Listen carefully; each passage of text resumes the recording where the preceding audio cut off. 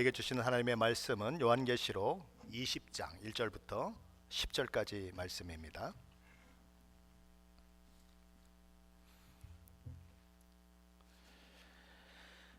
요한계시록 20장 1절부터 10절까지 말씀인데 우리 함께 봉독합니다. 또 내가 보매 천사가 무저갱의 열쇠와 큰 쇠사슬을 그의 손에 가지고 하늘로부터 내려와서 용을 잡으니 곧 옛 뱀이요 마귀요 사탄이라. 잡아서 1000년 동안 결박하여 무저갱에 던져 넣어 잠그고 그 위에 임봉하여 1000년이 차도록 다시는 만국을 미워하지 못하게 하였는데 그 후에는 반드시 잠깐 노이리라. 또 내가 보좌들을 보니 거기에 앉은 자들이 있어 심판하는 권세를 받았더라. 또 내가 보니 예수를 증언함과 하나님의 말씀 때문에 목배인 당한 자들의 영혼들과 또 짐승과 그의 우상에게 경배하지 아니하고 그들의 이마와 손에 그의 표를 받지 아니한 자들이 살아서 그리스도와 더불어 1000년 동안 왕 노릇하니 그 나머지 죽은 자들은 그 1000년이 차기까지 살지 못하더라. 이는 첫째 부활이라. 이 첫째 부활에 참여하는 자들은 복이 있고 거룩하도다. 둘째 사망이 그들을 다스리는 권세가 없고 도리어 그들이 하나님과 그리스도의 제사장이 되어 1000년 동안 그리스도와 더불어 왕 노릇하리라. 아멘. 오늘 살펴보게 될 요한계시록 20장 1절로 10절 말씀은 세 부분으로 나누어 생각할 수 있습니다. 첫째 부분은 1절로 3절 말씀이죠. 1000년 동안 사탄이 무저갱에 결박될 것에 대한 내용을 다루고 있습니다. 둘째 부분은 4절로 6절까지의 말씀인데 1000년 동안 교회가 그리스도와 함께 왕노릇할 것에 대해서 다루고 있습니다. 그리고 셋째 부분은 7절로 10절의 내용인데 1000년 후에 잠깐 반드시 풀려날 사탄에 대한 이야기, 그리고 그가 어떤 운명을 맞이할 것인가 하는 것에 대한 내용을 다루고 있습니다. 오늘 본문 속에 1000년이라고 하는 그런 단어가 무려 6번이나 등장합니다. 그리고 그리스도와 더불어 1000년 동안 왕노릇한다는 표현, 1000년 동안 그리스도와 더불어 왕노릇하리라 라고 하는 이런 같은 표현이 반복적으로 그렇게 등장하기도 합니다. 이런 이유로 인해서 신학자들은 천년 왕국이라고 하는 신학적 용어를 만들어냈습니다. 그러니까 천년 왕국이라고 하는 말은 문자 그대로 성경에 있는 것은 아닙니다. 그러나 이 요한계시록 20장 1절부터 10절 사이에 나오는 천년, 6번이나 나오는 천년이라는 단어, 또 1000년 동안 왕노릇한다고 하는 이런 단어들을 조합을 해서 신학적인 용어를 만들어냈는데 그게 천년 왕국이라고 하는 신학적 용어인 것이죠. 천년 왕국에 대한 해석은 천년 왕국이 도래하는 시기를 어떻게 보느냐에 따라서 크게 세 가지로 나누어집니다. 첫째 견해는 전천년설입니다. 그러니까 전천년설이니까 천년 왕국 전에 뭔가 일이 있다 이런 얘기죠. 그러니까 천년 왕국 전에 우리 주님이 재림하신다는 그런 견해예요.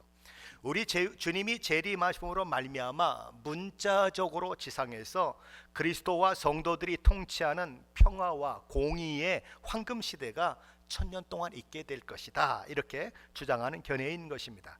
이 전천년설은 다시 두 가지로 나누어집니다. 큰 것만 나누는 거예요. 하나는 천년 왕국의 주체를 교회로 보는 견해가 있습니다. 그거를 역사적 전천년설이다 이렇게 얘기합니다. 다른 하나는 천년 왕국의 주체를 유대인으로 보는 것입니다. 그걸 가리켜서 세대주의적 전천년설이다 이렇게 이야기하는 것입니다. 이 천년 왕국에 대한 둘째 견해는 후천년설입니다. 그러니까 천년 왕국이 있은 후에 뭔가 있다는 거죠. 그러니까 우리 주님의 재림이 천년 왕국 이후에 일어나는 그런 견해를 가진 것이 후천년설이에요. 우리 주님의 재림이 천년 왕국 이후에 일어난다라는 거죠. 교회의 세계 복음화의 성공으로 세계 인구 대다수가 회심하여 기독교의 왕국이 건설되는 천년 왕국 시대가 이 땅 가운데 있은 이후에 우리 주님이 재림하신다라는 견해인 것입니다. 셋째 견해는 무천년설입니다. 이 견해는 천년 왕국이 문자적으로 이 세상에 일어나는 것이 아니라 천상에서 일어나는 것을 상징적으로 보여주는 것이다 라고 보는 견해입니다. 그러므로 엄밀하게 말하면 무천년설이 아니라 천상천년설이라고 해야 맞습니다. 무천년설이라고 하는 말은 무슨 말입니까? 없을 무자를 썼으니까 천년이 없다 이렇게 이야기하는 것이지만 천년이 없다고 이야기하는 게 아니에요. 이 땅 가운데 천년 왕국이 이루어지는 것이 아니라 하나님 나라에서 있는 바로 그런 천년 왕국을 이야기하는 것이다. 그래서 이분들은 우리 주님의 초림부터 재림까지의 기간이 바로 이 천년 왕국의 기간이다 이렇게 얘기하는 것입니다. 천상에서 우리 주 예수 그리스도와 함께 성도들이 통치에 참여하게 되는 바로 그 천년 왕국을 이야기하는 것이다 이렇게 얘기하는 것입니다. 그러니까 예수님의 재림이 먼저냐 아니면 나중이냐에 따라서 예수님의 재림이 먼저면 전천년설, 그렇죠? 천년 왕국보다 전에 있는 일이라 그래서 전천년설. 예수님의 재림이 나중이면 이 천년 왕국보다 후에 있는 것이다라고 해서 후천년설 이렇게 나누어진다라는 것입니다. 그리고 무천년설은 천년 왕국이 이 땅에서 문자적으로 이루어지는 왕국이 아니라 하늘에서 이루어지는 왕국을 가리킨다라고 하는 보는 견해로 그 왕국은 우리 주님의 초림 때부터 시작이 되었고 재림 기간에 끝이 난다라고 보는 하늘에서 이루어지는 천년 왕국을 이야기하는 것입니다. 그런 의미에서 무천년설은 천상적 전천년설이다 그렇게 이야기할 수 있습니다. 왜냐하면 예수님 재림 전에 이 일이 있다고 얘기하기 때문에 그렇죠? 그러니까 천년 왕국 전이니까 전천년설이죠.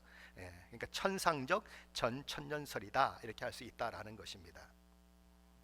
자, 이런 이해를 저와 여러분의 머릿속에 이렇게 담아 놓으시고 오늘 말씀을 한번 살펴보아야 하는 겁니다. 오늘 본문의 첫 번째 부분은 1절로 3절인데 천년 왕국의 천년이 사탄은 마귀가 결박을 당함으로 만국을 미혹하지 못하게 된 기간으로 설명이 되고 있습니다. 먼저 1절 말씀입니다. 한번 같이 읽어볼까요? 1절 말씀입니다.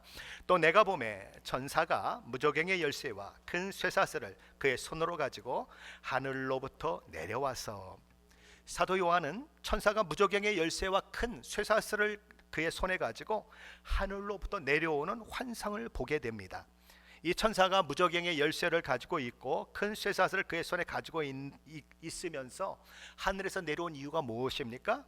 옛 뱀이라고 불리우는 사탄을 쇠사슬로 묶어서 무저갱에 가두어 놓고 열쇠로 잠그기 위해서 그런 모양으로 오는 것입니다. 물론 상징이에요.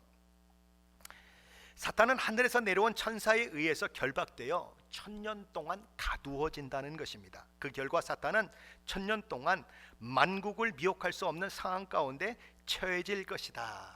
그런데 마지막 때에 하나님께서 반드시 잠깐 그를 놓아주어 하나님의 뜻을 이루게 할 것이다. 그것에 대해서 말씀하고 있는 것이 2절로 3절 말씀이에요. 한번 같이 볼까요? 2절로 3절입니다. 용을 잡으니 곧 옛뱀이요 마귀요 사탄이라 잡아서 1000년 동안 결박하여 무저갱에 던져 넣어 잠그고 그 위에 임봉하여 1000년이 차도록 다시는 만국을 미혹하지 못하게 하였는데 그 후에는 반드시 잠깐 놓이리라.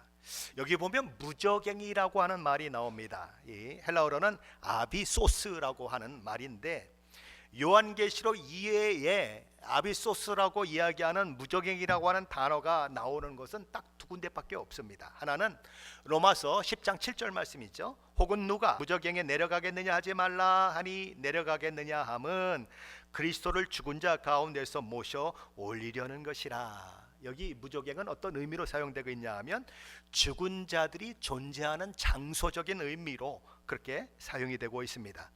또 하나의 예는 누가복음 8장 30절로 31절에 나옵니다. 거기 보면 군대 귀신 들린 자가 있는데 우리 주님이 귀신을 쫓아냅니다. 그랬더니 이 군대 귀신 들린 자가 하는 말이 주여 나를 무저갱으로 보내지만 말아 주십시오라고 얘기해요. 자, 이렇게 되어 있습니다. 그래서 예수님이 이렇게 물으시죠. 예수께서 내 이름이 무엇이냐 물으신즉 이르되 군대라 하니 이는 많은 귀신이 들렸습니다.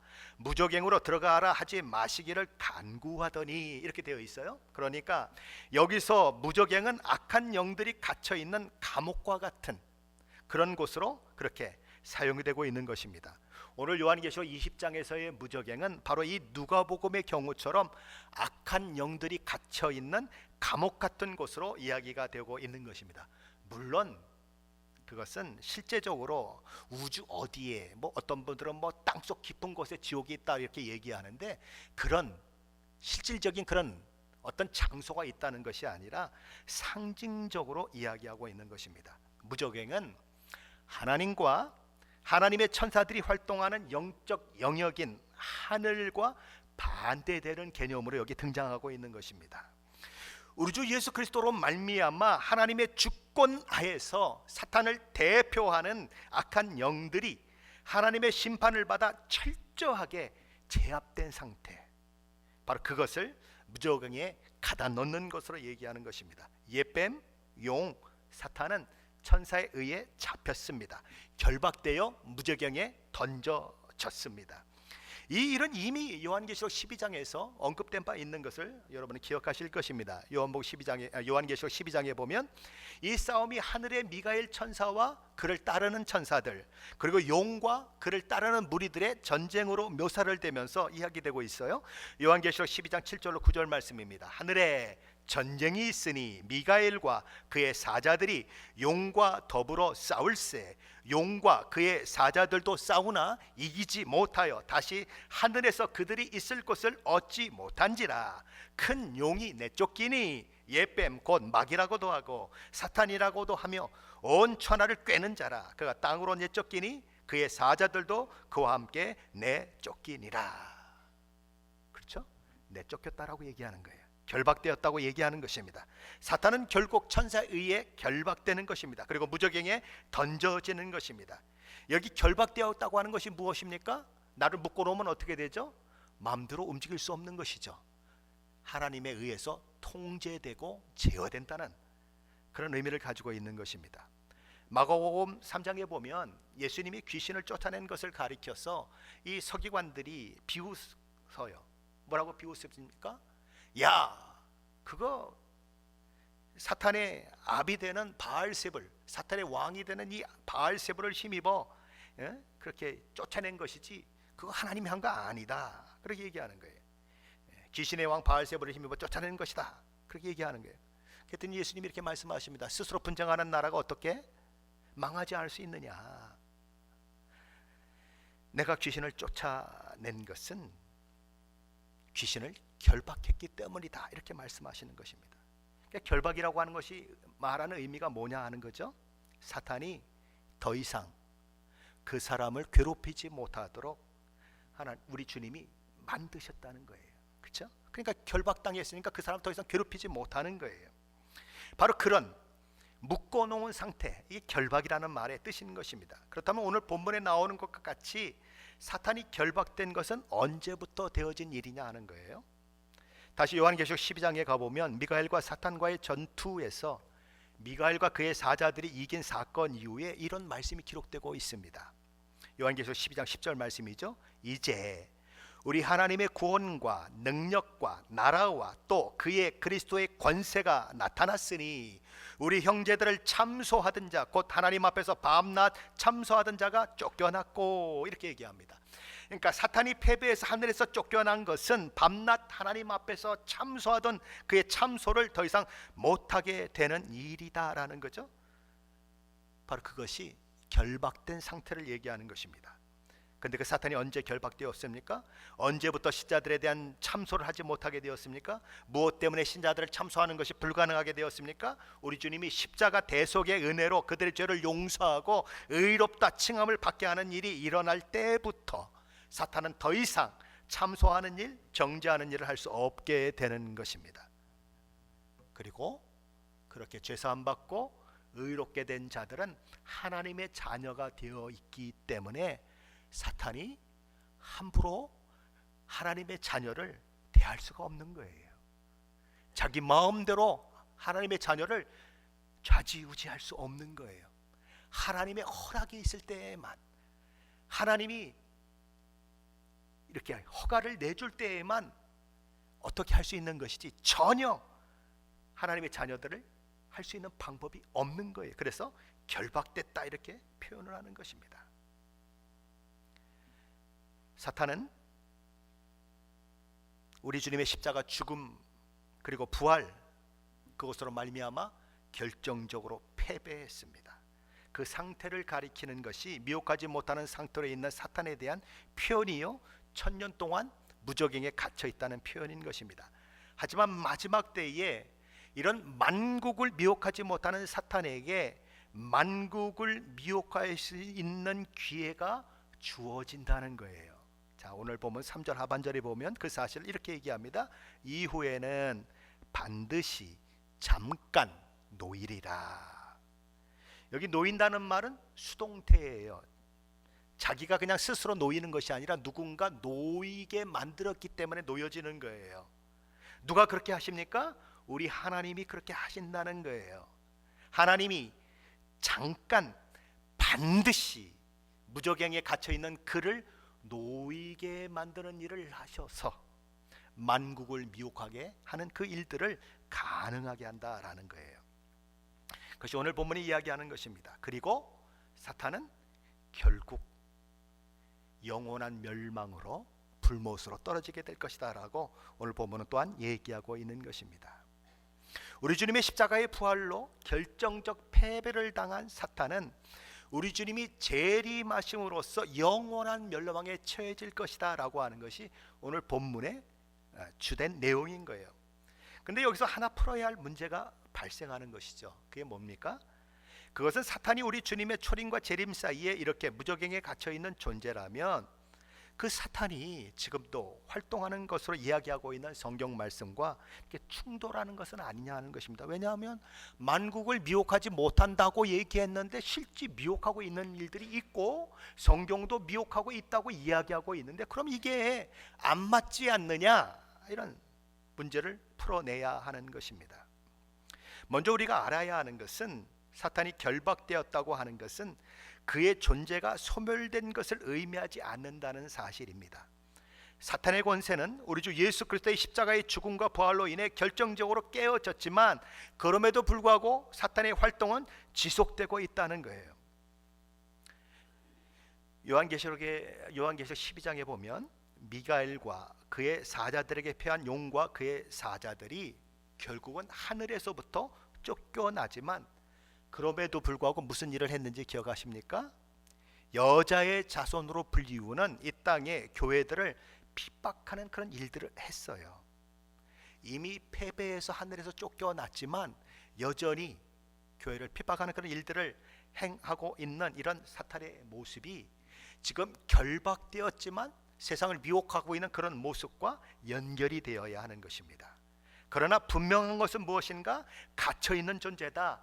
마음껏 할 수 없는 존재이고 제한받는 존재이고 통제받는 존재이다. 다시 말해서 하나님의 허락이 없이는 아무것도 할 수 없는 존재다. 그것이 그가 결박되어 무저갱에 갇혀 있다는 의미인 것입니다. 그다음에 이렇게 사탄이 결박되어 무저갱에 가둠으로써 다시는 만국을 미혹하기 못하게 하셨다는 말씀을 어떻게 해석해야 하는 문제는 또 이렇게 대두가 되는 거죠. 이 부분은 세 번째 부분인 7절로 10절 말씀을 나눌 때 다시 나누고 해결하도록 하겠습니다. 자, 첫째 부분인 이 말씀에서 이와 같이 결박된 사탄에 대한 내용이 들어있다면 두 번째 부분인 그리스도와 함께 왕 노릇하는 존재들에 대한 내용이 들어있는 부분은 4절로 6절 말씀인데 우리 한번 같이 읽어봅니다. 4절로 6절입니다. 또 내가 보자들을 보니 거기에 앉은 자들이 있어 심판하는 권세를 받았더라. 또 내가 보니 예수를 증언함과 하나님의 말씀 때문에 목 베임을 당한 자들의 영혼들과 또 짐승과 그의 우상에게 경배하지 아니하고 그들의 이마와 손에 그의 표를 받지 아니한 자들이 살아서 그리스도와 더불어 천년 동안 왕 노릇하니 그 나머지 죽은 자들은 그 천년이 차기까지 살지 못하더라. 이는 첫째 부활이라. 이 첫째 부활에 참여하는 자들은 복이 있고 거룩하도다.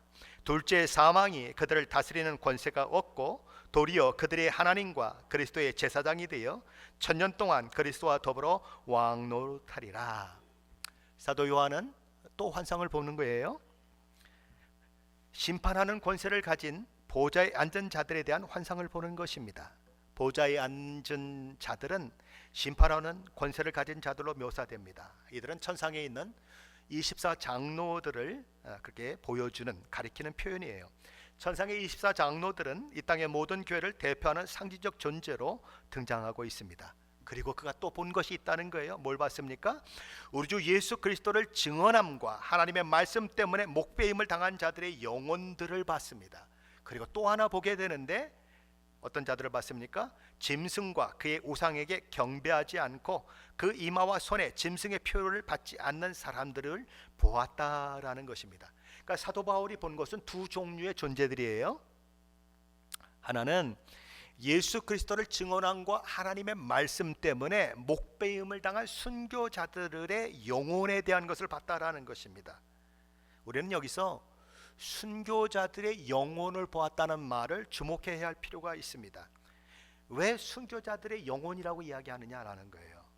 이유는 딱 하나밖에 없습니다. 육체는 거기 없기 때문에 그래요.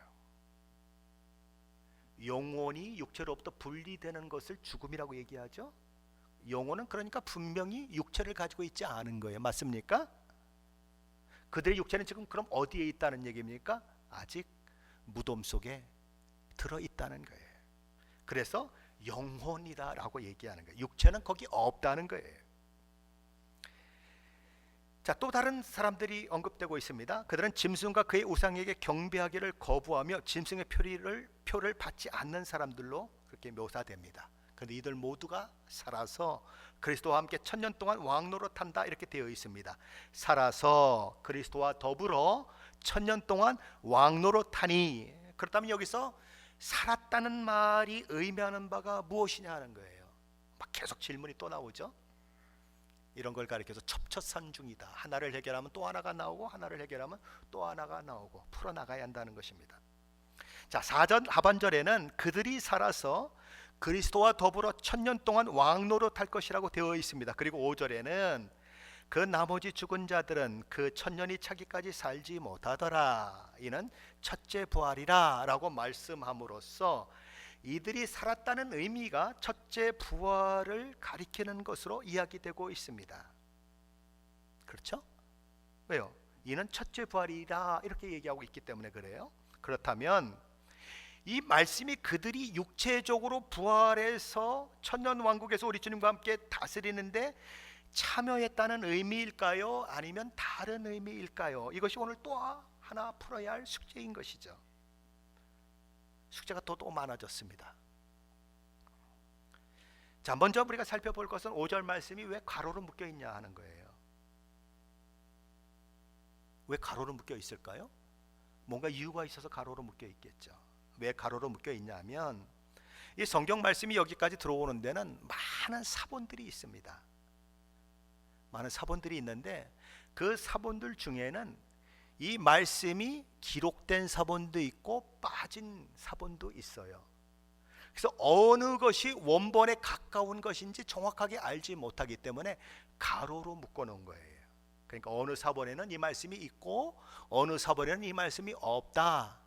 그래서 원본이 없는 것이 맞는 것인지 있는 것이 맞는 것인지 잘 모르기 때문에 가로로 묶어 놓은 거예요. 그러나 분명히 있는 사본이 있으니까 가로로 묶어서 그래 이야기를 하는 것입니다. 근데 그 가로로 묶어 놓은 것이 오히려 우리의 이해를 돕게 만드는 역할을 하는 거죠.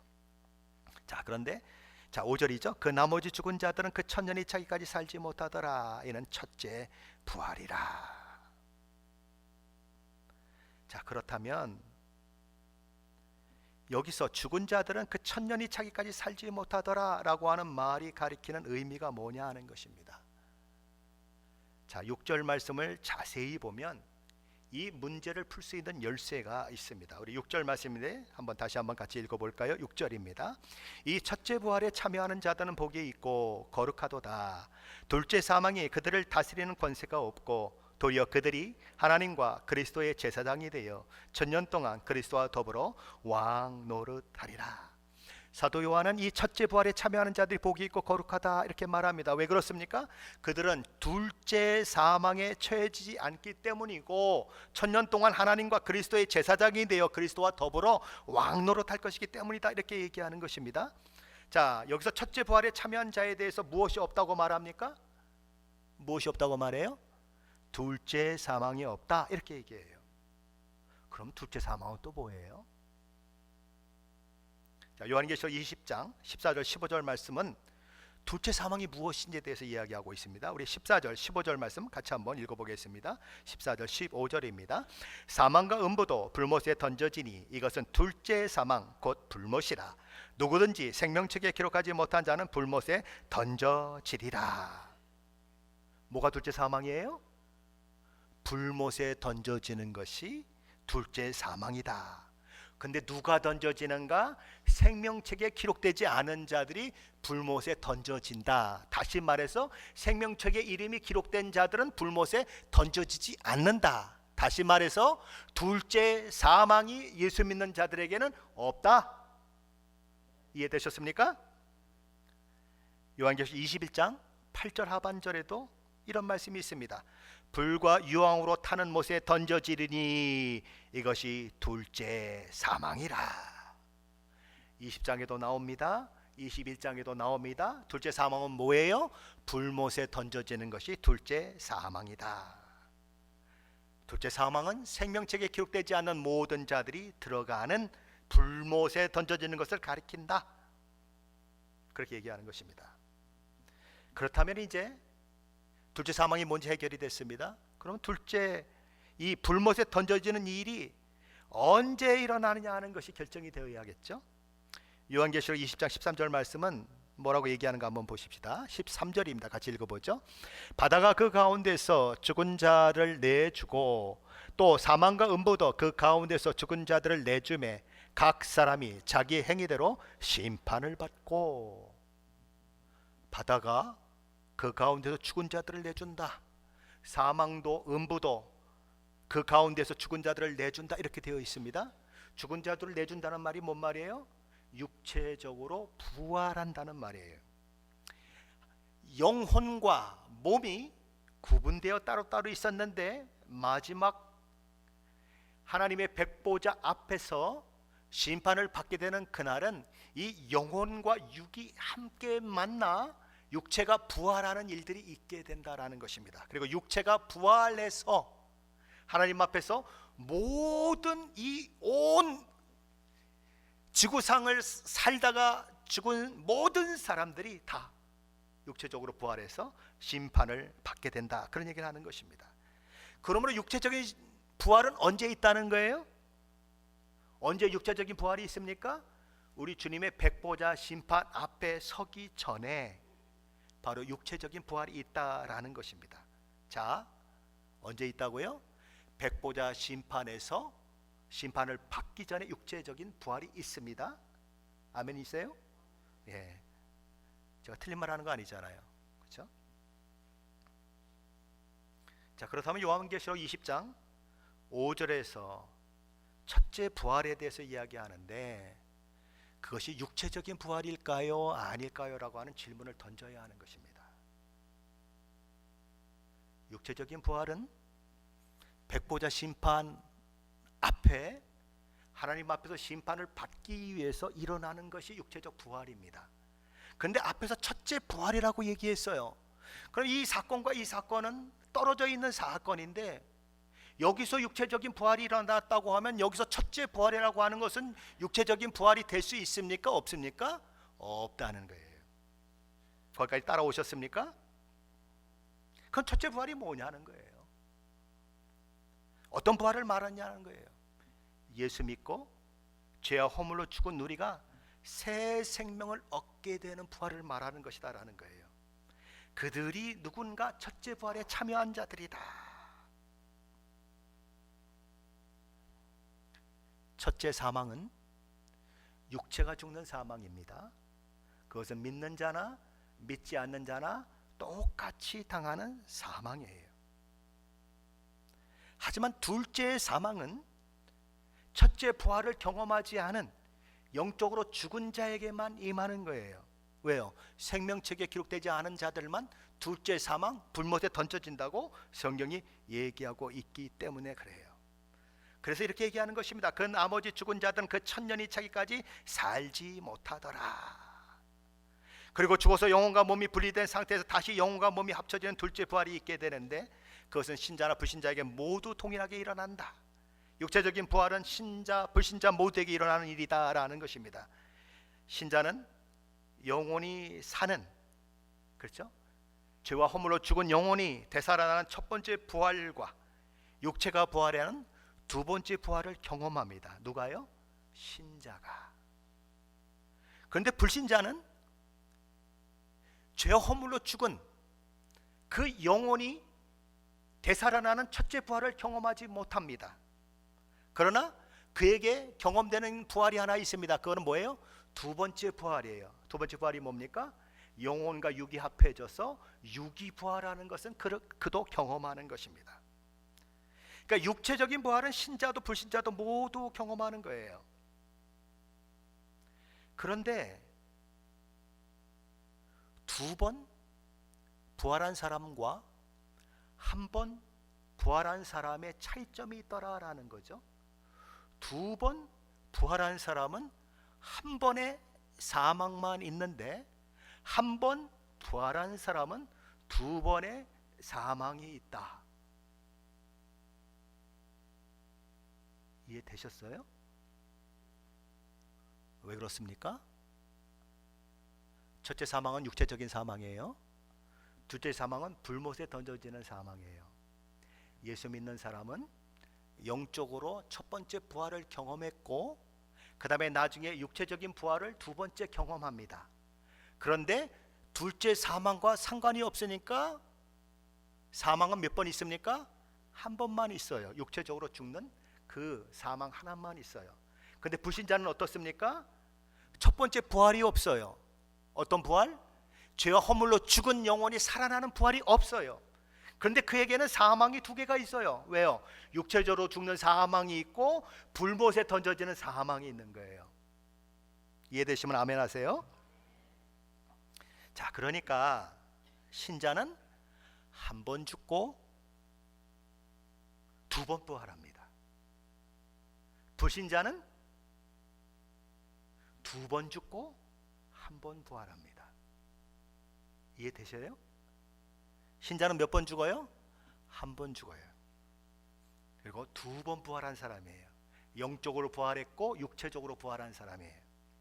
그런데 불신자는 한 번 부활해요. 언제 부활해요? 심판을 받기 위해서 딱 한 번 부활해요.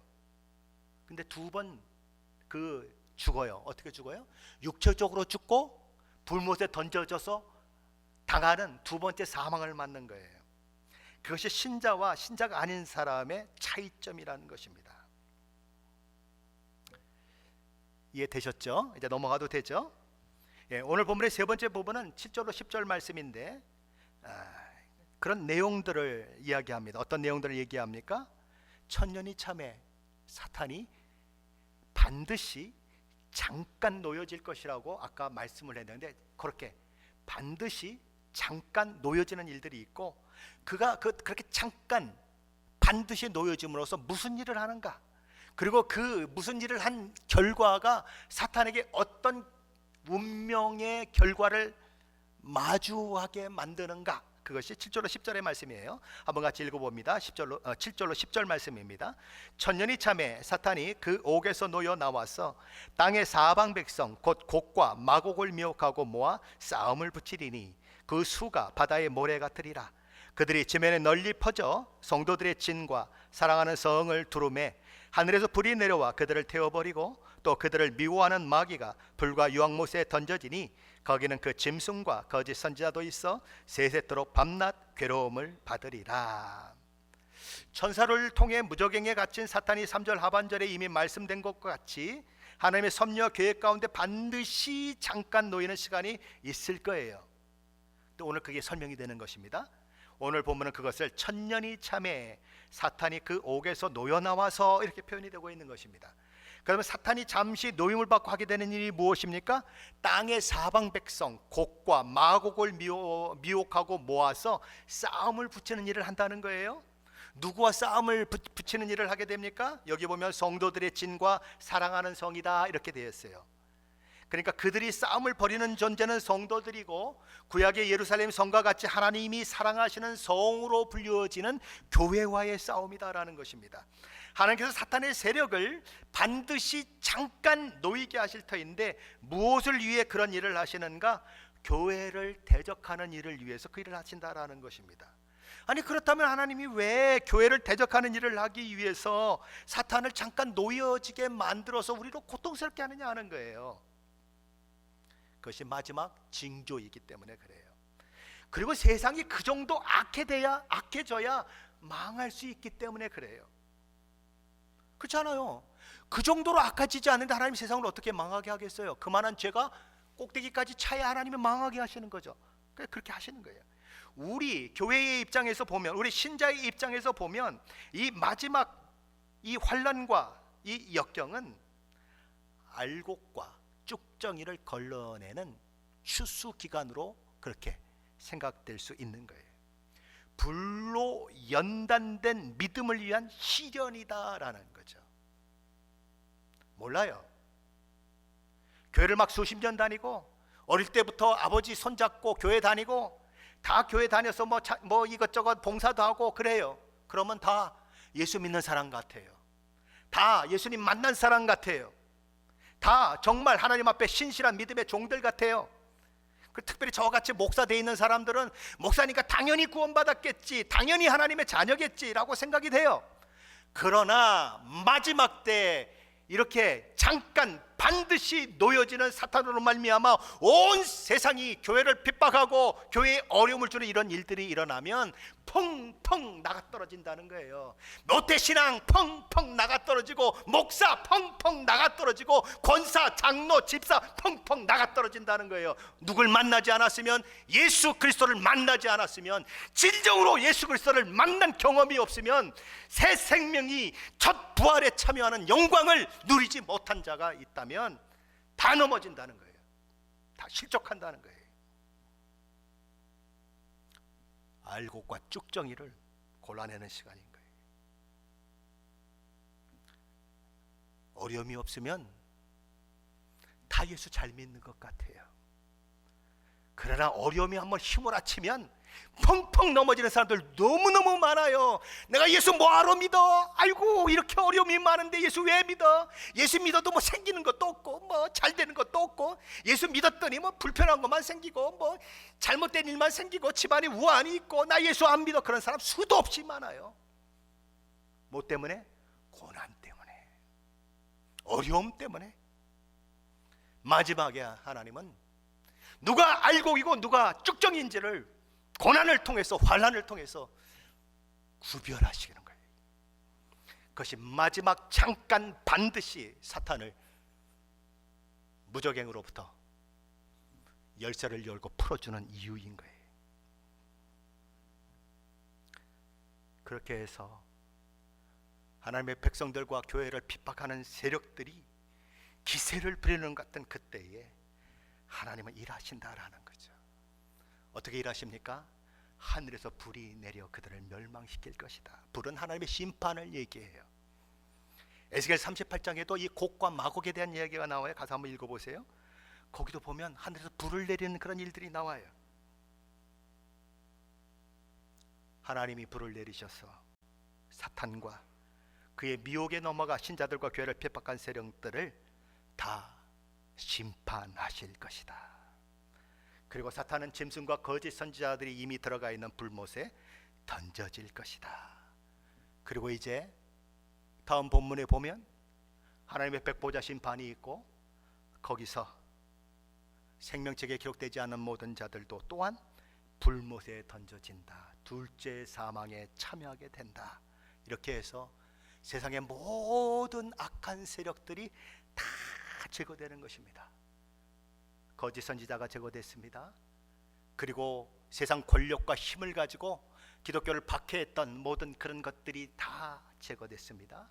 그리고 그 배후에 힘을 떨쳤던 사탄 용도 제거됐습니다. 그들을 따랐던, 그들의 미혹에 유혹되어서 교회를 핍박하고 어렵게 했던 자들도 다 제거됐습니다. 생명책에 기록되지 않은 자들도 다 제거됐습니다. 오직 누가만 남았어요? 예수 믿고 따르는 자들만 남았어요. 그렇게 될 때에 뭐가 온다고요? 새 하늘과 새 땅이 이 땅 가운데 이루어지고 하나님과 함께 영생을 누리는 일들이 있게 된다라는 것입니다. 하나님은 왜 이런 기록을 우리에게 주셨을까요? 너 사탄이 얼마나 무서운 존재인 줄 알아? 그러니까 사탄에게 맨날 벌벌벌 떨면서 내가 이거 뭐 잘못하면 어떻게 그렇게 떨으라고 이런 말씀을 주셨을까요? 아니에요. 사탄은 우는 사자와 같이 삼킬 자를 찾지만 묶여있는 불독과 같다. 어떻다고요? 묶여있는 불독과 같다. 막 불독이 막 으르렁거리면 막 얼마나 무섭습니까? 저한테 한번 물리면 그냥 죽을 것 같지 않아요?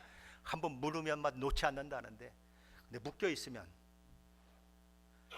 내가 일부러 물으라고 가까이 하지 않는 한 날 물 수 없어요. 사탄 그렇다는 거예요. 1000년 동안 무조갱 속에 갇혀 있어요. 하나님의 통제와 다스림 가운데 있어요. 하나님이 제어하고 있어요. 하나님이 허락하시지 않는 한 결단코 사탄은 우리를 해할 수 없다, 이렇게 성경은 선언하고 있는 거예요. 그들은 최종적으로 하나님의 섭리와 계획 가운데 놓여짐으로 교회는 전례 없는 환난과 시련 가운데 처해질 것이지만 그들의 그 발악도 잠깐뿐이다. 하나님이 하늘에서 불을 내리셔서 그들을 심판하시게 되면 결국 그들은 둘째 사망 불못에 던져지게 되는 그런 일들이 있을 것이다. 이 얘기를 지금 성경은 하고 있는 것입니다. 여러분은 이런 이야기를 들으면 어떤 마음이 드십니까? 에휴, 그거 개꿈이지. 그 사도 요한이 뭐 이 헛것을 본 거지. 그런 일이 어디 있어. 말도 안 되는 소리라고 앉았네. 저 목사는 미쳤나 봐. 저런 걸 진짜 것처럼 막 앞에서 막 그냥 침을 튀기면서 얘기하고 있고, 아유, 저런 바보가 어디 있어. 그런 생각이 드십니까? 그렇게 생각하는 사람들이 있을 수 있어요. 에이, 그 하나님의 심판이 어디 있어? 하나님 세상을 창조했다고 말도 안 되는 소리. 그거 그냥 우주에서 빅뱅이 팡팡팡팡팡 해가지고 요만한 전부터 시작해가지고 퍼지고 그래가지고 이렇게 커진 거지. 뭐 아메바 같은 그런 것들을 통해서 단세포 동물이 막 다세포 동물이 되고 뭐 그렇게 해서 꼬리가 없어지고 뭐 이래가지고 된 거지. 그렇게 생각하는 사람들이 있어요. 하지만 성경은 이 일이 반드시 되어진다고 이야기하는 거예요. 그러므로 이런 성경의 마지막 때에 대한 환상은 우리의 실제가 되어야 하고 우리의 믿음의 눈으로 바라보아야 할 미래의 소망이 되어야 한다는 거예요. 그래야 우리는 현실 속에서 당하는 수많은 나를 힘들게 하고 나를 어렵게 하고 나의 믿음을 흔들어내는 그런 상황들 가운데서도 견뎌낼 수 있다는 거예요. 이 당시에 예수 그리스도를 믿는 사람들은 하나님이 살아계신 것처럼 보였을까요? 안 보였을까요? 안 보였어요. 왜요? 아니, 세상에 그렇게 어려움을 당하는데 하나님이 도와주시지 않는 거예요. 아내가 죽어요. 자식이 내 앞에서 죽어가요. 그리고 그냥 집을 빼앗겼어요. 그리고 자기 재산을 다 빼앗겼어요. 그리고 매 맞았어요. 옥에 갇혔어요. 억울함이 말할 수가 없어요. 그래서 하나님 앞에 와서 철야하고 금식하고 기도하고, 하나님 이 억울함을 풀어주세요 하고 얘기했는데 하나님이 억울함을 안 풀어줘요. 하나님이 안 계신 것처럼 보여요. 그럼 하나님이 안 계신 것처럼 보일 이때에 어떻게 견디냐는 거예요. 뭘로 견디냐는 거예요. 하나밖에 없어요. 하나님의 말씀을 신뢰하고 견디는 방법밖에 없어요. 지금은 내가 이 상황 가운데 있지만 하나님이 결국은 승리로 끝내실 것이라고 하는 이 말씀을 붙들고 부둥켜 안고, 하나님, 내가 죽어도 주님 나라에 감을 내가 믿습니다. 저는 나를 죽이지만 내 영혼까지는 죽일 수 없습니다. 이 모든 일들도 하나님의 섭리와 허락 가운데 일어난 일이기에 나는 담대히 순교의 자리도 가겠습니다라고 하는 고백이 없으면 못 견뎌내는 거예요. 그래서 하나님은 이 마지막 장면을 계속 우리에게 이야기하는 거예요. 너희는 승리로 결정될 것이다. 너희가 지금 힘들고 어렵고 많은 상황들을 만나지만 너희의 결국은 승리다. 너희의 결국은 하나님 나라에서 영생을 누리는 것이다. 그것을 잊지 말고, 때로는 내가 보이지 않는 것 같고 내가 너를 위하여 일하지 않는 것 같다고 할지라도 내가 이미 선포한 말씀이 이렇게 될 것이라고 얘기한 것을 너는 믿음으로 받아들이고 견뎌내지 않겠니? 그리고 우리 주님이 십자가의 죽음을 통해 부활을 만들어내시고 승천하셔서 영광의 하나님의 우편에 앉아 계신 것처럼 너도 십자가의 죽음과 같은 그런 것들을 이 땅에서 경험하지만 부활하고 승천해서 하나님 나라에서 하나님 우편에서 영광을 누리는 그 일들을 내 것으로 만들어 보지 않겠니라고 물으시는 거예요. 사랑하는 성도 여러분, 사도 바울은 나는 선한 싸움을 싸우고 나의 달려갈 길을 마치고 믿음을 지켰다 이렇게 고백합니다. 모든 것이 잘 돼서 그랬을까요? 아무런 어려움이 없어서 그랬을까요? 아니요. 그가 얘기하는 걸 봐요. 40에 하나 감암매를 몇 번이나 맞고 강도의 위협과 죽음의 위협과 옥에 갇히는 것과 이루 말할 수가 없는 환난 가운데 있었어요. 근데 어떻게 선한 싸움을 싸울 수 있었을까요? 어떻게 달려갈 길을 마칠 수 있었을까요? 어떻게 믿음을 지킬 수 있었을까요? 하나님의 말씀을 믿는 믿음 때문에 그래요. 하나님의 말씀대로 되어진다고 하는 그 사실을 그 마음 가운데 받아들였기 때문에 현실은 그렇지 않아도 말씀을 믿는 믿음으로 이겨내고 승리해서 이제 후로는 나를 위하여 의의 멸류관이 예비되어 있다고 그렇게 환호성에 지르며 승리를 선언하며 죽는 거예요. 사랑하는 성도 여러분, 우리의 결국은 정해졌어요. 우리의 결국은 승리로 끝날 거예요. 신앙의 마라톤은 단거리 마라톤이 아닙니다. 오래 견디며 가야 하는 경주예요. 끝까지 포기하지 말고 그 마라톤을 완주하시기 바랍니다. 그리고 하나님이 주시는 영광을, 하나님이 주시는 그 놀라운 은혜를 받아 누리는 일들이 저 여러분 가운데 있으시기를 예수 그리스도 이름을 간절히 축원합니다.